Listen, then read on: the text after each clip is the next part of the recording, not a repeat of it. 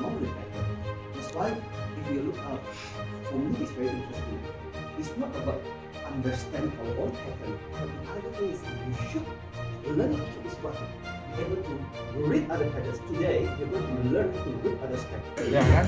You write your name. Yes, thank you. Identify. Wow. Okay. Cool. I think for me, the whole concept of EQ, I thought I understood, and then obviously very cool to learn a little bit more about it.